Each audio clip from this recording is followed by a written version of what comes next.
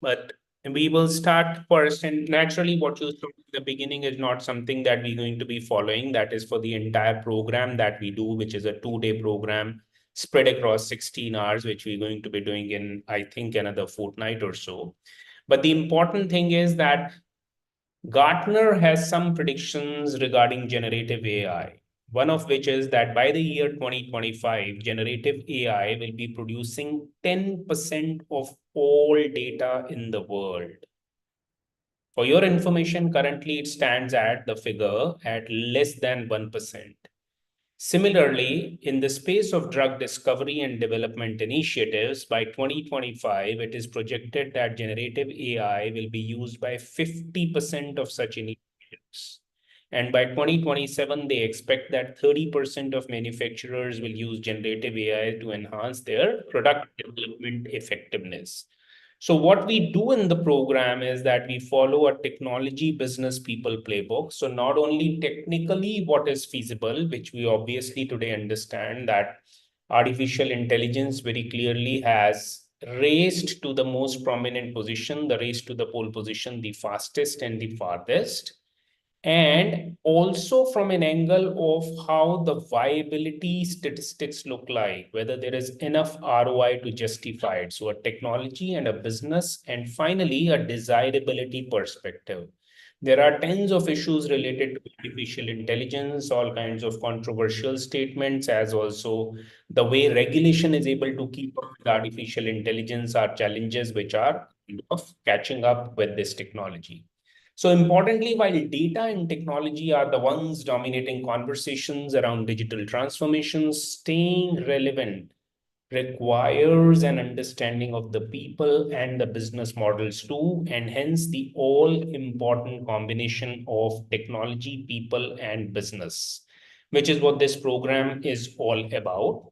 What we are going to be also talking about is a very quick background about myself. So I did spend about 20 plus years, more like a practitioner, perhaps like most of you. It is a very short 60 minutes program, and therefore we're not in a position to do a quick individual introductions. But yes, almost about 20 plus years that I spent in the industry, and of the last about 5-7 years, I have now been operating at the intersection of technology, artificial intelligence, training, and let us say a bit of industry consulting.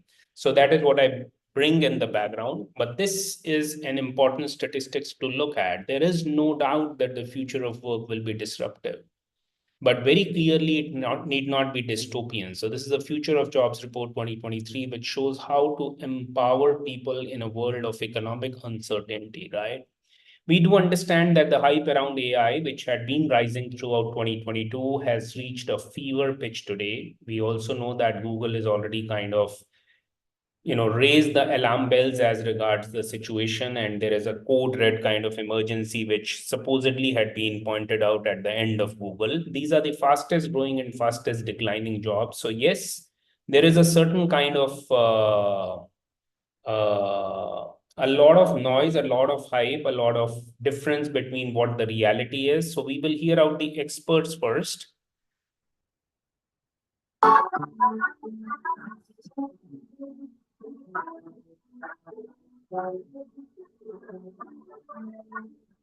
What's interesting to me is we will use AI, as we have been, to specifically target tasks that we need or want done in place of ourselves. That's how AI will ultimately fall. It is a renaissance. It is a golden age. We are now solving problems with machine learning and artificial intelligence that were, kind of in the realm of science fiction for the last several decades. AI is probably the most important thing humanity has ever worked on. Now, I think of it as something more profound than electricity or fire. And anytime you work with technology, you need to learn to harness the benefits and while minimizing. All right, so that is my namesake PIYUSH. Yes, loud and clear in the race to the pole position, very clearly in the scheme of things at DBS, AI is up there. Now, when they did a poll, they came to know that generative AI, can I ask you guys this question? Which do you think are the top 2 or 3 technologies that you think have really made it as a success case, really big, really earth-shattering, epoch-making in the last 2 decades? Which ones would be right on top on your list in the last 20, 30 odd years? You can speak also because we're a tight and short cohort. Happy to hear out your views. Ram here, PIYUSH, cloud made a significant impact on us. Bang on. Yes, cloud is absolutely bang on. Cloud is one of the big things that has revolutionized the way we work. Yes, absolutely. And any other? Data science, Big data. big data, yeah, data Yes, science. big data, data science, data analytics are the Ex- ones which are kind of dominating conversation, but are yet to really make their mark in the way in which, like Natarajan just said, Ram, that it is cloud which has very clearly kind of taken itself to a level where in itself you cannot today imagine a technology solution which is without incorporating a cloud first perspective, right? Any others that come to your mind? Nowadays, quantum computer, people talking about lot. Yeah, so these are all still futuristic. They are also quantum computing, Internet of Things, blockchain, artificial intelligence, even for that matter, and tens of other technologies which have been knocking on our doors, crypto, right? For the last 5, 7, 8 years, it's okay. I mean, they are still yet to make their mark in the same way in which 30 years ago, internet came and kind of established itself as a solution, as a technology backdrop, where today no technology company, big or small, would attempt to visualize a technological solution or propose one to their client, which is not already presuming that internet is a part of it, right? And we're living today in a mobile first and a cloud first world. So they are predicting, right? And this is what not only this survey shows, that this is a revolution that is going to be as big as what mobile telephony was. And that's why you're seeing a lot more dollars that are flowing into this space in the coming years. So if you look at big tech, right? Yes, Google, Apple, Facebook, Amazon, Microsoft, you've got a new member. And NVIDIA's dominance as an AI chip maker is what has lifted it into the big tech ranks. And the company just hit a 1 trillion market capitalization about a few months back, right? What this rise signals is this next platform shift, which is where the companies are running to harness AI's potential. So internet was a platform shift completely, and so was mobile telephony, and so was cloud computing. And so is how they are projecting really AI is going to be. So technological giants are throwing their weight behind these promising AI startups offering both computing power as also funds for development, especially in the realm of generative AI. So if there are any startups raising fund now, the data says that they really should sprinkle some AI into their pitch deck. Why? Because the AI premium is very real. So my advice to those of my friends who are trying to become unicorns is very clearly go book that .ai domain name and get that money, right? Now, this is where Accenture, which historically we've known as a top accounting consulting firm, is a firm which is also betting big on AI. How do we know? Because when you dig into their business relationships, you find multiple AI partnerships with big tech companies. So Accenture also announced a plan to invest $3 billion in the next 2 years and double its AI talent pool in the process.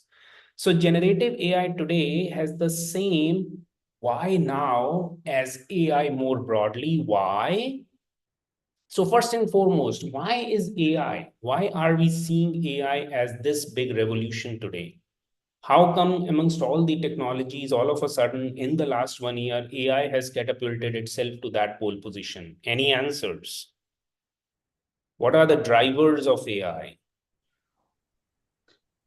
Maybe the routine work, we don't need to do it. So it's like a can do that job than human.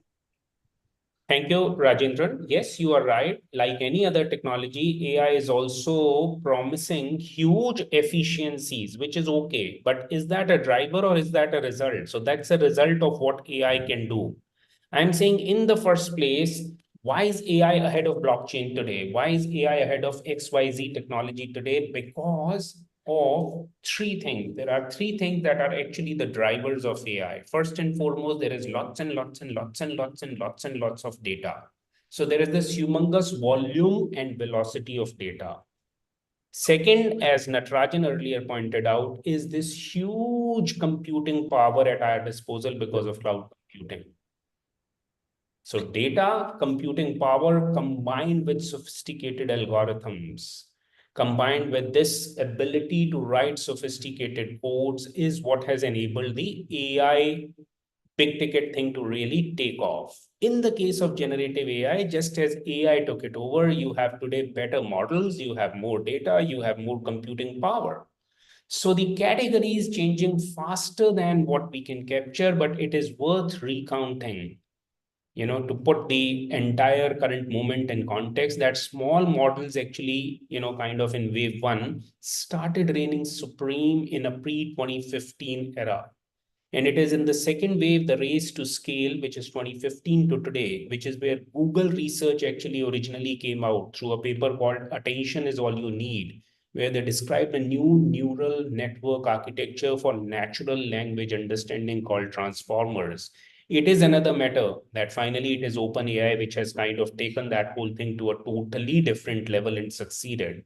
But wave three, what we're seeing right now is where post 2022, you have better, faster, cheaper computing power, new techniques, better diffusion models, closed beta, open source. And this is where the whole thing has moved from exploration to application development, and applications have begun to bloom.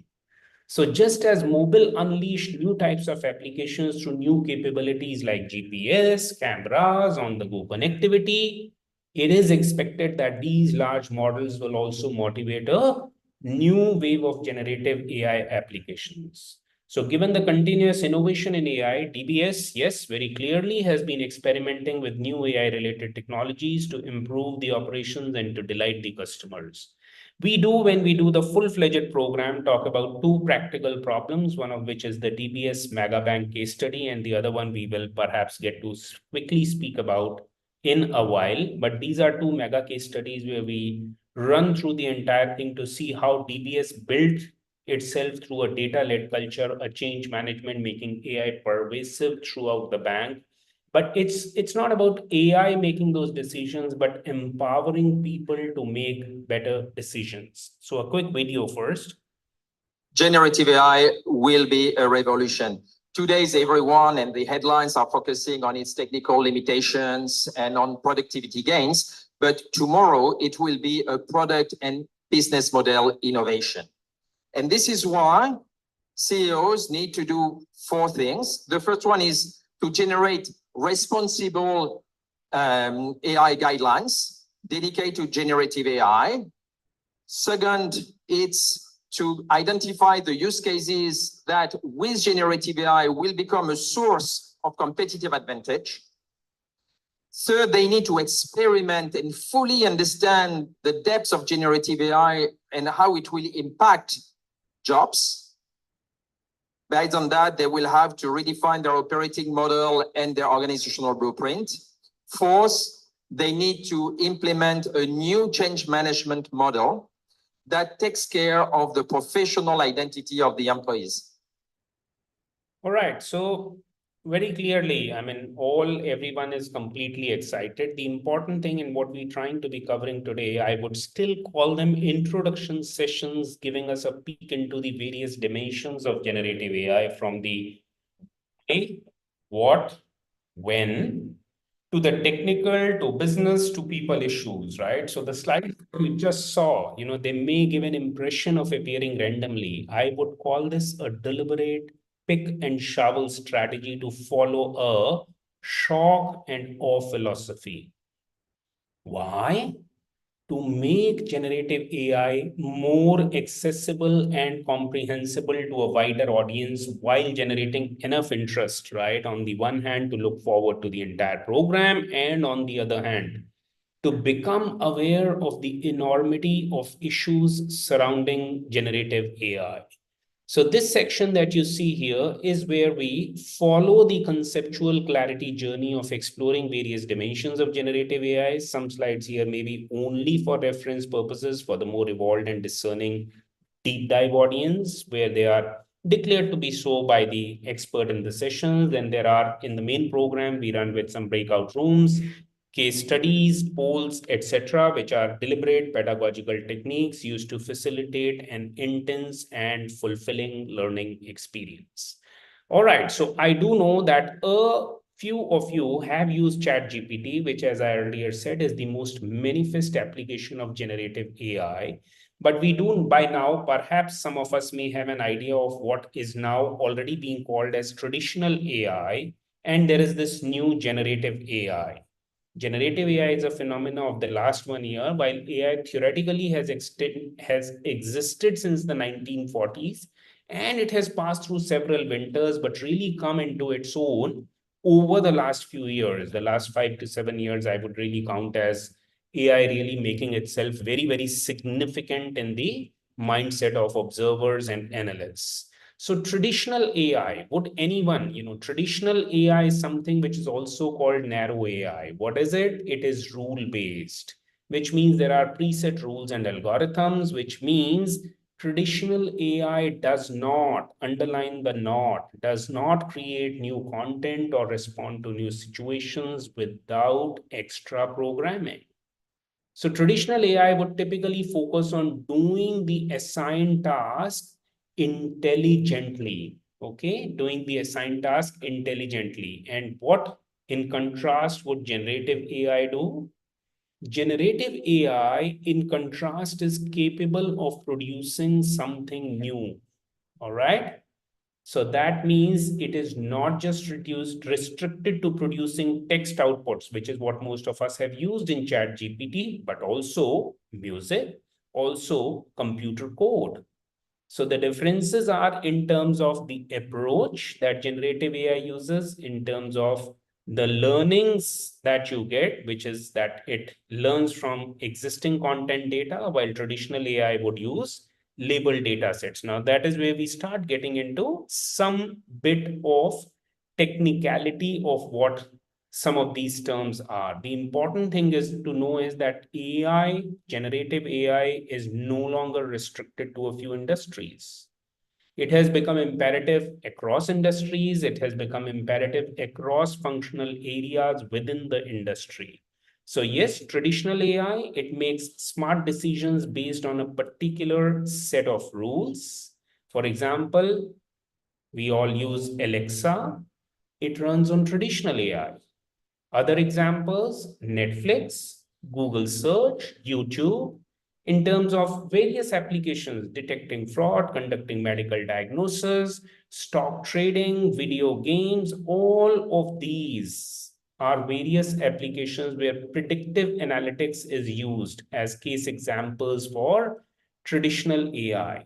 But when you get into the zone of doing image generation, music generation, video generation, customization, is where you have moved from prediction to generation. And that is what the core differences and advantages between the two very distinct approaches are. So yes, generative AI is a set of algorithms. It is capable of generating seemingly new and realistic content. That could be text, that could be images, that could be audio. The most powerful generative AI algorithms are built on top of what are known as foundation models, which are trained on a set of data to identify underlying patterns for a wide range of tasks. So generative AI, typically, the systems fall under the broad category of machine learning. So AI is the big ticket thing. There is machine learning, which is a subset of AI. And then there is deep learning, which is a further subset of machine learning. So under the broad category of machine learning is where generative AI falls. And here is how one such system, as you know, ChatGPT, describes what it can do. Does anything in that paragraph seem off to you? Maybe not. The grammar is perfect, the tone works, and the narrative flows. GPT. Anyone? Do you know what GPT stands for? Chat GPT, we've been hearing all along. The GPT in Chat GPT stands for Generative Pre-trained Transformer. Okay. So important quick questions. I thought that'll be a good approach to do bestest and biggest justice to what we're trying to do in a quick masterclass of 45 minutes, because typically the last 15 minutes we try and reserve for a Q&A.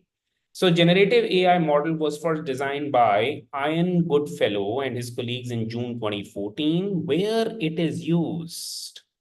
It is today used across industries like manufacturing, pharma, genetics, research, many more, right? Some common challenges, they include pseudo image generation, which means false image generation, security obstacles, data privacy concerns, control limitations, ethical issues. You've heard of ChatGPT. I do not know how many of you may have heard of DAL-E. So while ChatGPT is the best AI chat bot ever, really, as far as DAL-E is concerned, it is yet another tool which is for AI generated art, right? So the difference between a very fundamental question of what machine learning and artificial intelligence is, I just explained that it is that machine learning is a subset of artificial intelligence. Until recently, machine learning was largely limited to predictions, which means used to observe and classify patterns in content. For example, a classic machine learning problem will start with an image or several images of, say, cats. And the program would then identify patterns among the images, scrutinize random new images for the ones that would match the adorable cat pattern, and classify whether the photo is that of a cat or not a cat. In terms of how do these text-based machine learning models work? So ChatGPT, while this is the one that has got all the headlines, it is not the first text-based machine learning model to make a splash. There has also been Google's BERT, of course, OpenAI's GPT-3 and Google's BERT, both launched in recent years to some fanfare, but there have been others also. The first ML models to work with text were actually trained by humans to classify various inputs according to labels which were set by researchers. We will not get into the detail, but a process known as supervised learning. What does it really take? So building a generative AI model, it has for the most part been a major undertaking, which means to the extent that only a very, very few well-resourced technology heavyweights, Google, Apple, Facebook, Amazon, Microsoft, they are the ones who have made an attempt. Can anyone guess why? Why is it that only big tech and only very well-resourced technology heavyweights have been able to make an attempt if it is such a lucrative business? Anyone? They have a lot of data and a lot of computing power. Very well. And lot of computing power, Manish, you were bang on, means lot of expenditure. So OpenAI, the company behind ChatGPT, has billions in funding from bold-faced name donors. DeepMind, which is a subsidiary of Alphabet, the parent company of Google. Meta, once again, they've released a make a video product. All of these are very well-resourced companies, so they can throw money around into investing in that computing power, as also investing in that talent. Talent has been completely usurped by this big tech. So your garden variety, typical, run-of-the-mill startups are not in a position to afford these absolute top talent. Like at a point in time, Sam Altman, OpenAI CEO, made a comment that we have garnered or we have gathered the absolute topmost talent dense, the absolute topmost talent as it exists in the space of generative AI and AI to really work with us. So yes, several millions of dollars is what really we are talking about here. And these aren't resources our garden variety startup can access. Well, outputs, as I said earlier, indistinguishable from human generated content. On the one hand, the text outputs could easily qualify for a solid A- essay. AI generated art models like DALL-E, they can create strange, beautiful images on demand. There are also cases of they're producing code, video, audio, business simulations, and what have you. So yes, also in the creative domain. What kind of problems? A wide variety of credible writing on the one hand, in seconds they can write. They can also respond to criticism to make the writing more fit for purpose. They have wide applications from IT, software organizations, various others. They can even create more technical materials such as high-res versions of medical images. So limited. So the applications are only limited by our imagination. Since they are so new, we are yet to see the long tail effect of generative AI models. That means there are some inherent risks involved in using them. Some are known, some are unknown. Example, it can be biased. Why? Anyone? I made a statement, generative AI can be biased. Why do I say that?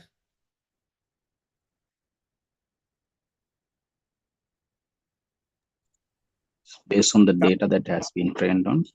Absolutely, Manish, that's an intelligent one. And where is that data? It's built on gender, racial, and myriad other biases of the internet and society more generally. So Manish is right. This is data that can be manipulated to enable unethical or criminal activity. For example, ChatGPT won't give you instructions on how to hotwire a car. But if you say you need to hotwire a car to save a baby, the algorithm is happy to comply. So organizations that rely on generative AI models should reckon with reputational and legal risks involved in unintentionally publishing biased, offensive, or copyrighted content. So these risks can be mitigated in a few ways. For one, it is crucial to carefully select the initial data used to train these models. Rather than employing an off-the-shelf generative AI model, organizations could consider using smaller specialized models.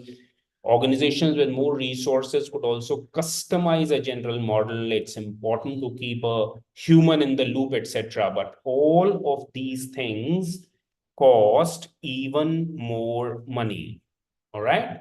So I already explained generative pre-trained transformer, Lambda language model for dialogue applications. So multimodal means that it is not only image, this same model you could use text to image or something. So as we get into applications, I will be able to explain better. But think of this whole thing as a combination of angel and devil's advocate. So how does our mind operate? We have this inner voice. We also have this angel and devil operating in our head.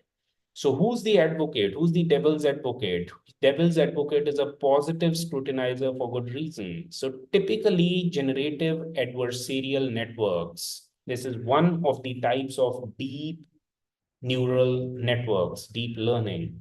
We're deliberately not getting into higher and heavier level of technology, but in the course, we do provide a broad overview of what the technology overview is. We still do not get into programming. We still do not get deep diving into technology, but it's something which, to the extent that it is required to understand the business and the people and the overall course content objectives part, we do provide that technology overview. So two deep neural networks. One is a generator, I'm calling that an angel. The other is a discriminator, and I'm calling that a devil's advocate. So while the generator creates content, the discriminator distinguishes between the real and generated content. So after much debate, think of it as an iterative process. Between the angel and the devil's advocate, the generator improves its ability to create realistic content, while the discriminator becomes more accurate at identifying fake content. So we all do understand that we need this devil's advocate for a healthy debate with aligned goals to create value in the firm, right? So that's where it is coming from. GAN, as I said, our algorithmic architectures use two neural networks, creating new synthetic instances. Synthetic means it is manufactured, it's not naturally existing. Okay, two synthetic instances of data that passes for real data. So yes, typically, because ChatGPT is the most big ticket thing, we've also collected these top 10 questions, and post that we will do a question answer. But Typically, this is what are the top of the head questions that most of them have. So what is ChatGPT? It is an AI chatbot system. OpenAI released it in November to do what? To show off and test what a very large, powerful AI system can accomplish. You can ask it countless questions and it will often give an answer that is useful. For example, explain Newton's laws of motion. If you ask it, you can ask it, write me a poem, etc.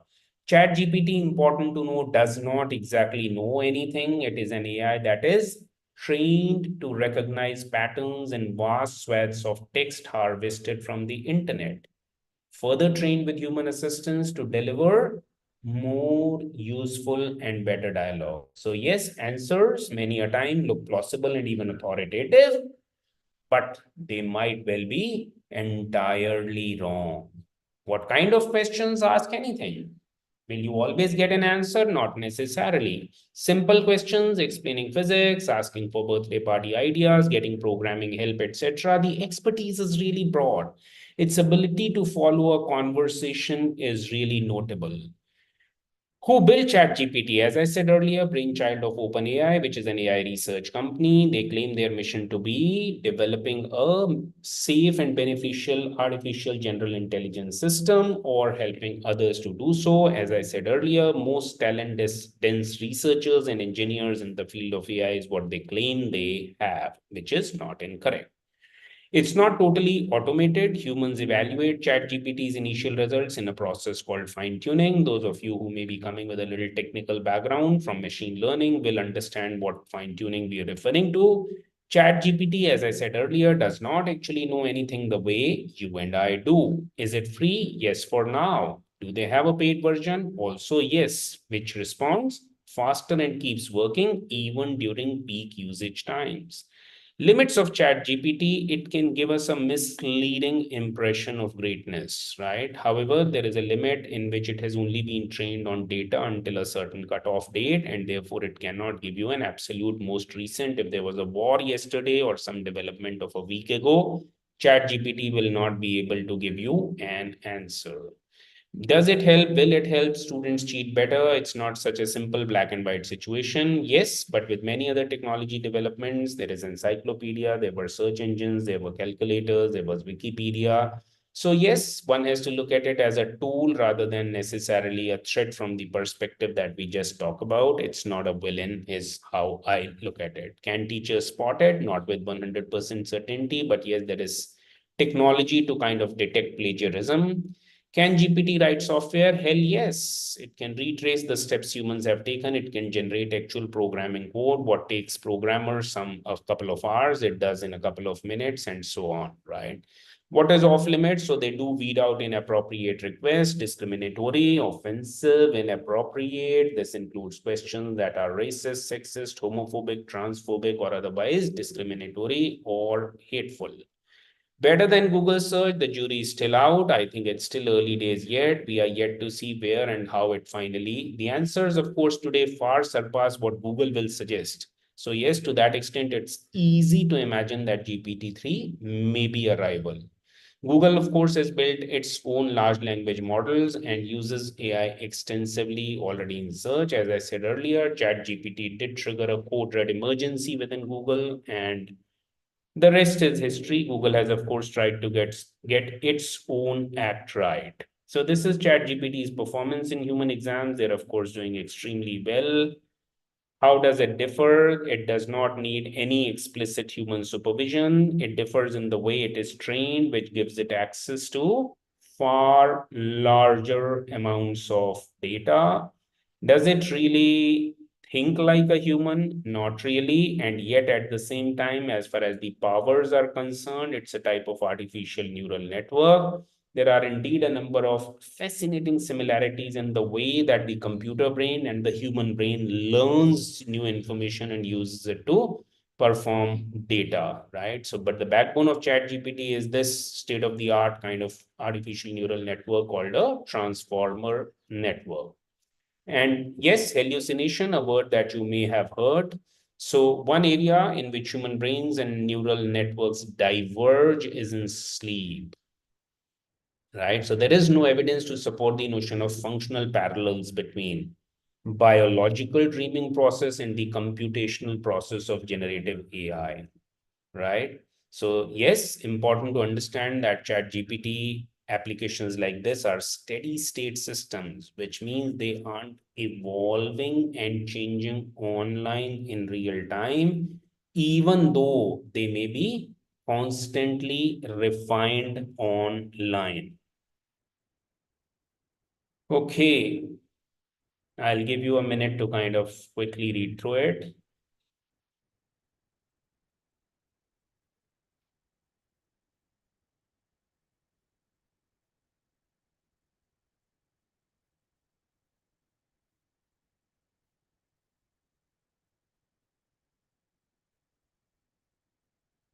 Yeah. So pretty close, not impressive, but impressive in its own right, right? So transformative use cases that offer practical benefits for both job and workplace exist, but cost of pursuing generative AI vary widely. And while there is merit to getting started fast, building a basic business case first is what helps companies better navigate their generative AI journeys. In the next 7 minutes, we will try and also finish the application section, and then we will have a 15-minute quick Q&A. But before that, it is time for me to go around the room and ask if there are any questions, comments, observations, discussions, any reflections, anything to share. Anyone, any questions, any feedback, anything?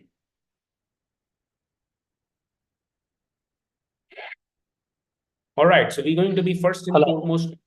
Yes, please. All yours. Yeah. How is ChatGPT coming up with more of regulatory concerns being raised when being used across the FIs?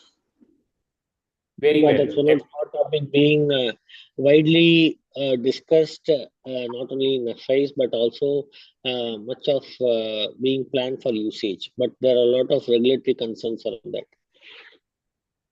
Yes. So you are so bang on, and this is such an important aspect that you are raising, Hariharan. So this is not only for generative AI, governance issues, key risk and regulatory questions, guiding principles, all of these, the ethical issues which are tied to generative AI governance are issues which are of utmost importance and are today occupying the mind space of top organizations, states, governments, companies, regulators around the world. Serious ethical issues that need to be addressed. First and foremost, unknown capabilities. Already they have exhibited tools like ChatGPT, the massive capability overhang. So there are skills and dangers that are not planned for in the development phase and are generally unknown and unexpected even to the developers, right? So this is one. The other is bias and toxicity that I earlier talked about. So outputs from generative AI will be as biased as the data it is trained on, right? Which we earlier talked about. I think Manish or somebody was quickly able to get to that. The third is data leakage.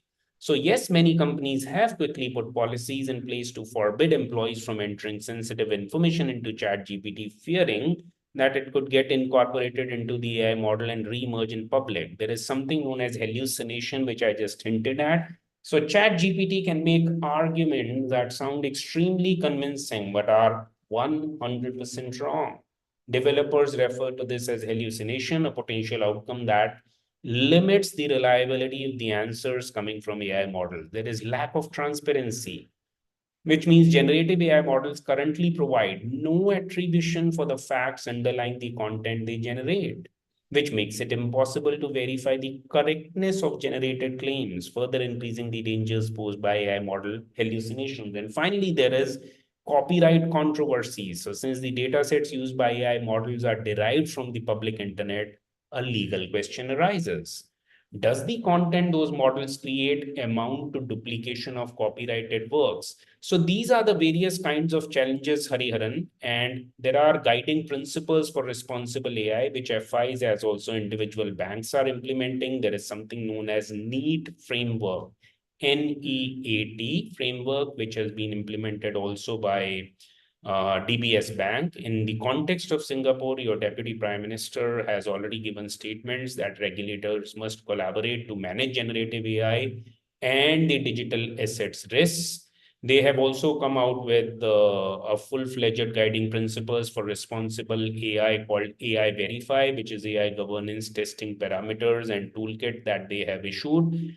They've also invited companies to an international pilot. So yes, MAS, Monetary Authority of Singapore, IBF, industry consortiums, they have all collaborated together to release these toolkits for responsible use of AI. So the question that you raise, technology and regulation, there is a perpetual race. The technology is running far, far ahead of regulation. Regulation is always trying to play a catch up, especially in modern times when speed of doing things has become really, and the speed of change has become really fast. The regulators are at their wits' end to be able to kind of get things in place in time before technology once again races ahead. Does that answer your question, Hariharan?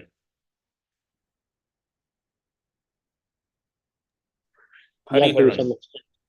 Thank you. All right. Any other questions, comments, observations before we move forward? It's a good idea to make it interactive rather than my trying to do a few slides, because no way in a 45-minute session are we in a position to really do justice to a program or a technology or a phenomena that deserves at least a 15 to 16 hours of deep drill. All right, any other questions?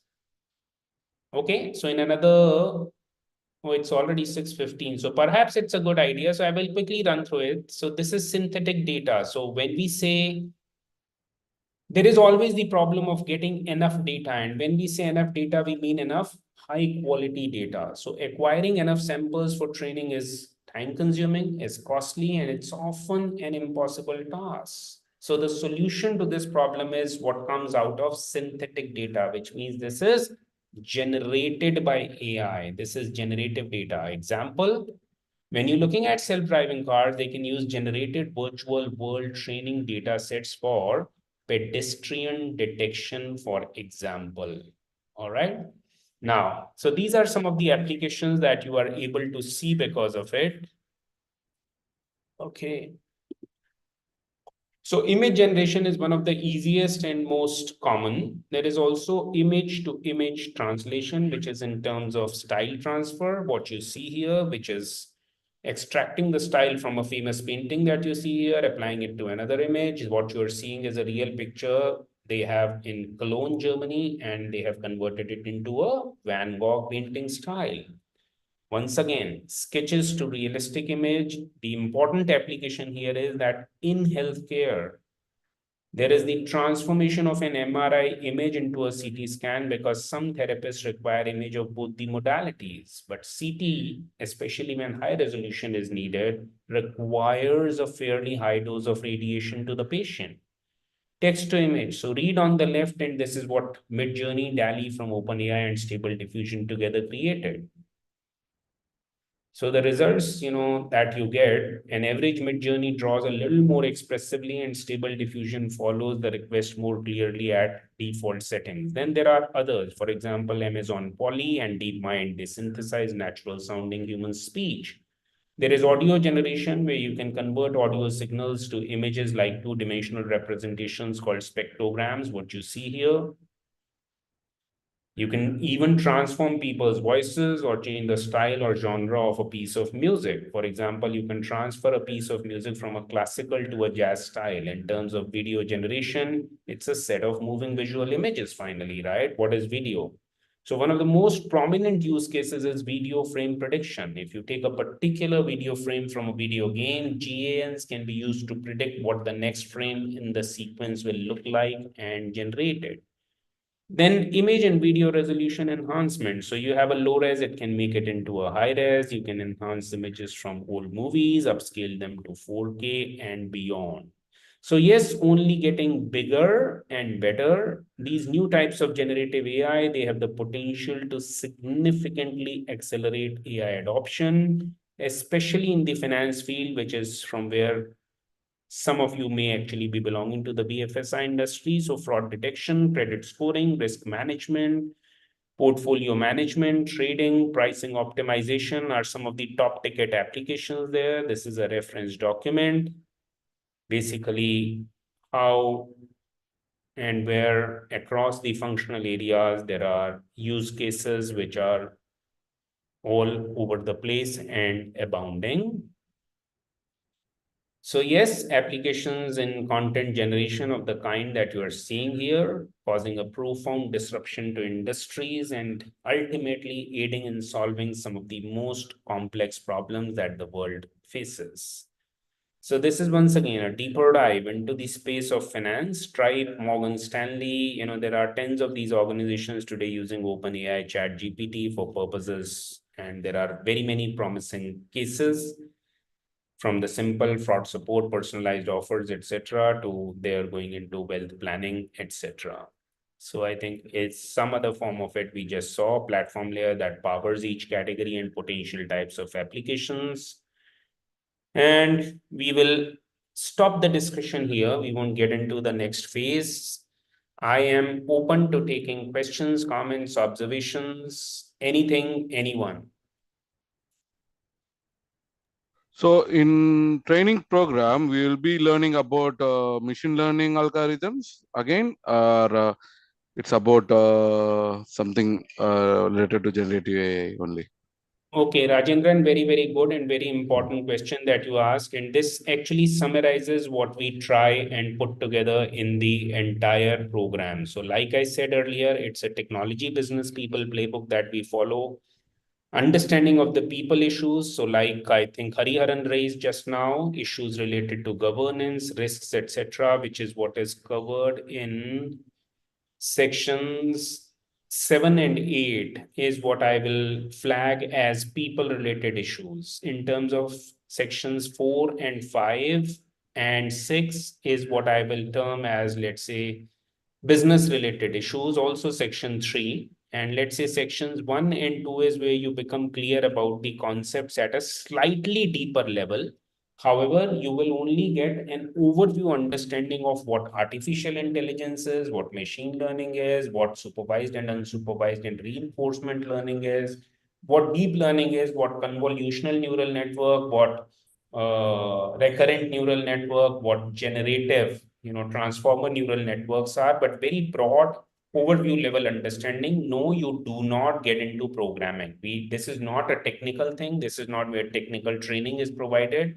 This is more for people to understand and appreciate how this technology is integral to the way to create a platform shift in how we are working today, just as an internet did 2 decades back, 3 decades back, and mobile telephony and mobility and cloud computing did 2 decades back.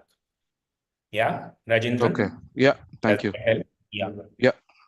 The important thing is that we do try and run with at least 1 or 2 mega live cases. DBS is of course one of them, but we also have this generative AI live demo theater where we run with 2 programs, one of which is stock price prediction problem, and the other is document capture, which we actually show through a live programming thing, but that is done on my screen and it is not transferred to your screen because the total time duration that we have across the 2 days does not warrant training in a manner where it can be transferred onto your screen. And in an online environment in 2 days, we cannot struggle to get you to experiment with it or learn it or fiddle with it on your machines. But we show you in a show and tell manner how, if we implement model 1, model 2, model 3, model 4, how the results vary and why model 5 outscores model 1, 2, 3, and 4 for contextually this type of problem.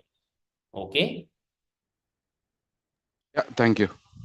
Yeah. I joined few minutes later, but I haven't listened about that course. Is this course for the schedule? When is the schedule?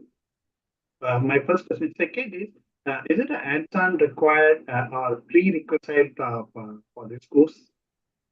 So if your question is if are any prerequisites for this program, no, there are none. All that you need to do is come with an open mind. There are people who come with business background, operations background, technology background. HR background. So people from even people who currently are in transition state also look at this, because this is where supposedly the big ticket opportunities are being predicted by almost all the research firms, from a World Economic Forum to McKinsey's of the world, as to what and how our lives are going to change. So this is a skill which is today, as I have shared, I think in one of the graphs, is seen to be one of the top skills in demand. So if you see on this chart, I think this is a World Economic Forum thing, Future of Jobs report. Most of the others are behavioral skills, while AI and data science are actually truly functional skills, right? So which is where it is something, this context is what brings them all in. Did that answer your question, or was there a second part to your? Yeah, thank you. There is something in the chat which I will quickly have a look at. Okay. Okay, these are in-house messages. All right, thank you. Very well. So any other questions, comments, observations? Happy to take them. Okay, one more question, because Yes. most of this, even because for me, is I finished my special diploma in forensic quality 4 years ago, and I attended, because I'm in insurance industries, I attended almost LinkedIn or other program, more than 4 or 5 AI programs. The main challenge is learning is one thing, but how we are going to implement, that's a big challenge. So after this course, I don't want like another course I just completed, I can have a certificate. That is my main worry, because I almost completed 3 or 4 times. But still, I couldn't visualize how I can able to adapt into. Luckily, my company now, because exactly it's a good day today, because this evening only my CTO, global CTO came from. I'm from Prudential, so they came and they talk about exactly the same thing. How the Prudential direction is towards AI only, and they're going to invest almost $500 million for this one. Right. My question is, after this course, how we can able to implement? That's the thing. Is that will help you? Very good. Very supreme and very superlative question, Sudhakar, right? Yeah. So Sudhakar, tell me, are you coming with a technical background or a business background? I'm technical background. I'm a data team. Okay, so if you are in the data team, very well that you qualify, very well that you clarify. So yes, this course mostly on the one hand imparts knowledge, on the other hand shares information about applications, yet on the other hand shares those practical cases that I talked about through a demonstration in a live theater, as I say. And there is a practical show and tell, but finally implementing AI, right? And when you say that a data science, the data science team is a precious resource, but you and I know that we are often swarmed with user case requests from across the company. So everyone today wants an AI solution. Now, how can we as a team scope and prioritize the request to use optimum use of the team? So this is one big ticket question that we try and address in the program. The other is, so this is scoping. The other is, as far as AI models and projects are concerned in implementing AI, we all know the adage that there is no data science without data, or garbage in, garbage out, right? So it's clear that good data stands at the heart of any successful AI project. But it is still worth asking whether the data science team fully understands the data sets they are dealing with. I'm sorry to say this, and you'll be surprised. So do they understand metadata? How it maps to a business glossary? Do they know the lineage of the data? Who owns the data? Who has touched and transformed the data? What data they are actually allowed to work with? Right? Now, this is where understanding really comes into being, right? The third aspect when you're trying to implement AI is in terms of building of AI models or projects. So most data scientists, they relish the build phase of the AI lifecycle. Why? Because this is where they can explore the data to understand patterns. They can select and engineer features. They can build and train their models. So the tools and frameworks that you use, we do talk about them, but no, we don't train you on them. All right.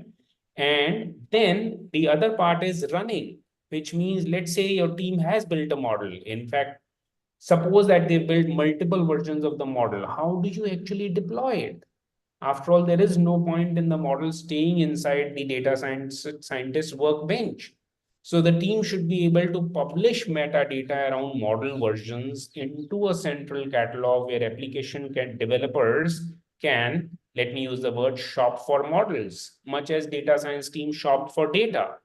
Now, the actual usage of these models depends on the use case, right? And finally, manage, which means once the models are in QA or production, it is crucial to think about both performance and, like Hariharan alluded, trust and transparency, right? So all of these things in terms of adoption of AI, adoption of generative AI, implementing AI is something that we try and bring out through sections, which are, some of them are building a live project, etc.